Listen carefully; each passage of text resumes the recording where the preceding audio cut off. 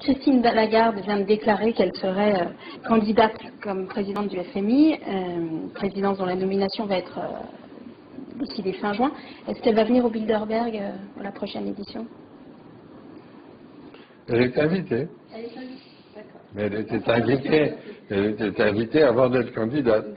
Elle était invitée parce que le G20, les situations, c'est quand même intéressant d'avoir des gens qui sont dans l'action, d'expliquer ce qu'est leur vue, comme M. Trichet est invité, et ainsi de suite. On les invite parce que ils ont une contribution à faire compte tenu de la situation qui est la leur. Alors, je comprends bien pourquoi vous les invitez, je comprends moins bien pourquoi eux viennent.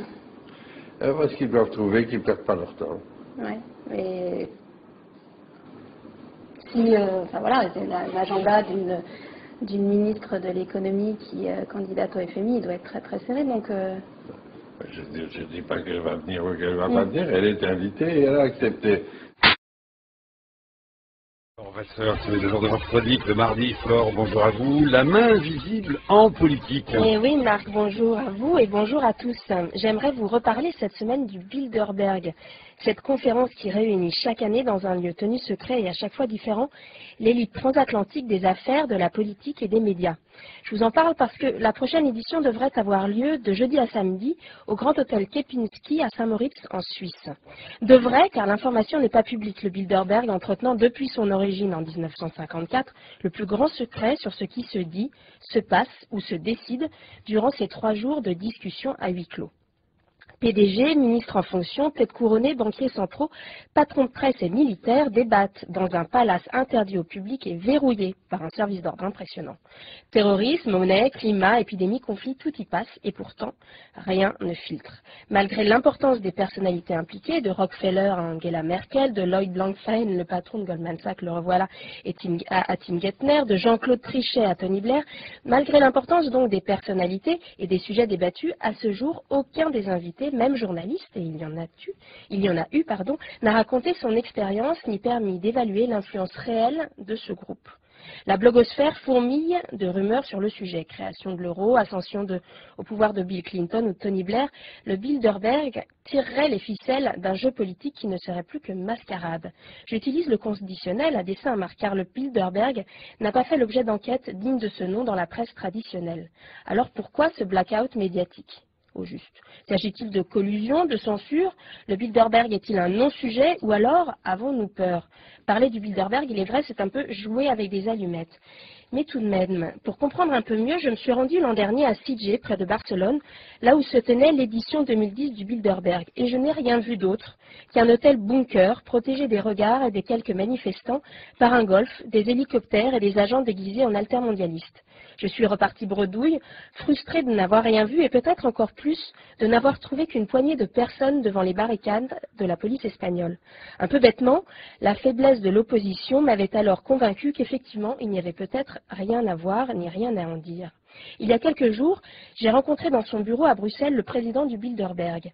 La facilité à décrocher l'interview m'a paru suspecte et de fait, Étienne d'Avignon, vieux briscard de la politique et des affaires belges, ne m'a juste rien dit.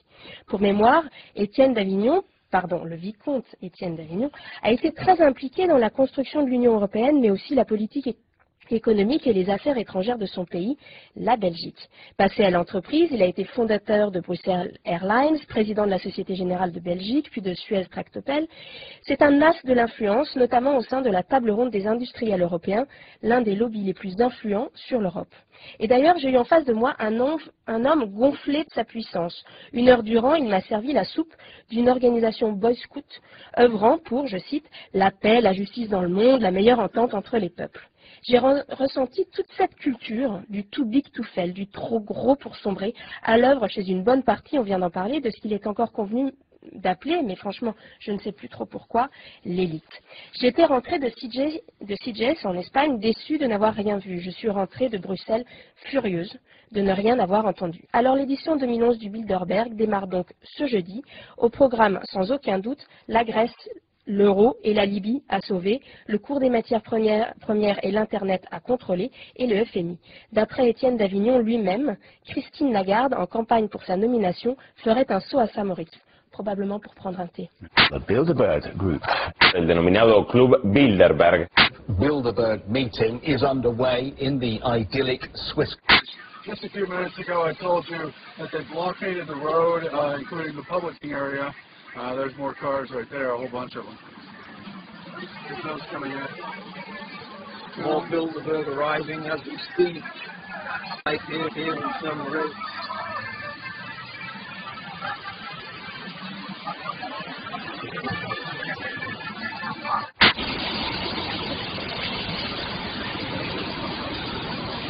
Bill Gates y David Rockefeller. Around about 150 of the world's most powerful people. A lot of conspiracy theories.